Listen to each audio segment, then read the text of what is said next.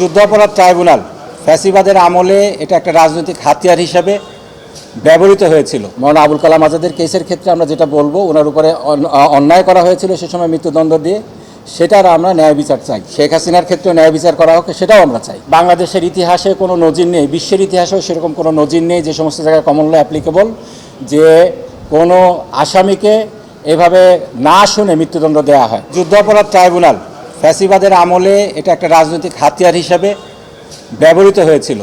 সেই ট্রাইব্যুনালের জাজমেন্টের বিরুদ্ধে এই সুপ্রিম কোর্টের স্পেসিফিক যেই অবজারভেশনটা আছে, আমরা জানি যে ট্রাভেস্টি অফ জাস্টিস বলা হয়েছে, মিসক্যারেজ অফ জাস্টিস বলা হয়েছে, বিচার নামের প্রহসন করা হয়েছে।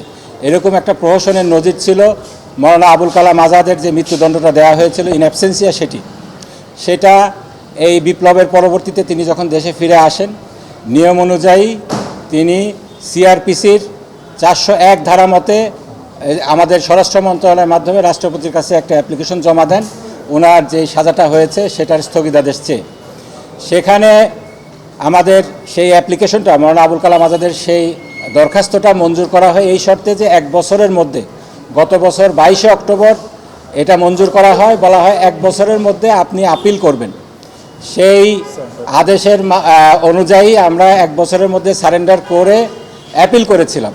কিন্তু কথা হলো যে অ্যাপিলটা যেহেতু শুনানি হচ্ছে না দীর্ঘদিন ধরে, এই 22শে অক্টোবর হোম মিনিস্ট্রির যেই স্থগিতাদেশটা ছিল সেটা এক্সপায়ার করে যাচ্ছে। স্বরাষ্ট্র মন্ত্রণালয়ে সেটা এক্সপায়ার করে গেলে তার পরবর্তীতে কি হবে, এটা একটা বড় প্রশ্ন।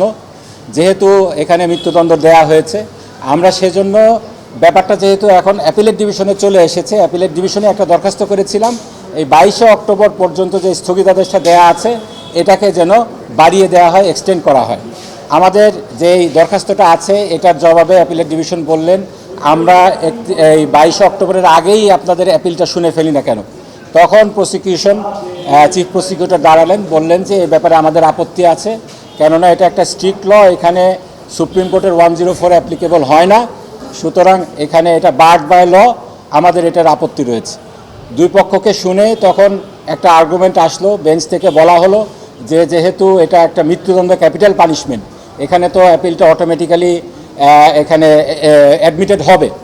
এবং আসলে বাংলাদেশের ইতিহাসে কোনো নজির নেই, বিশ্বের ইতিহাসেও সেরকম কোনো নজির নেই যে সমস্ত জায়গায় কমন ল অ্যাপ্লিকেবল, যে কোনো আসামিকে এভাবে না শুনে মৃত্যুদণ্ড দেওয়া হয়। যার কারণে অ্যাপিলেট ডিভিশন যেটা বললেন যে সকল কিছুই 31 তারিখে শোনা হবে, 31 তারিখে আমাদের অ্যাপ্লিকেশনও শোনা হবে।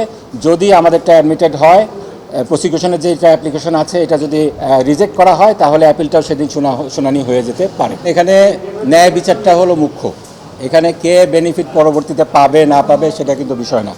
মৌলানা আবুল কালাম আজাদের উপরে ইনজাস্টিস হয়েছে, সেই সময় এটা একটা ক্যাঙ্গারু ট্রায়াল ছিল, এটা সকলে জানে। এখন বিপ্লব পরবর্তীতে যেই ট্রাইব্যুনালটা হয়েছে, পুনর্গঠিত হয়েছে, তারপরে বিচার বিভাগের যে বিষয়টা সেটা কমপ্লিটলি ডিফারেন্ট একটা বিষয়। এখানে শেখ হাসিনার ক্ষেত্রে ন্যায় বিচার করা হোক, সেটাও আমরা চাই।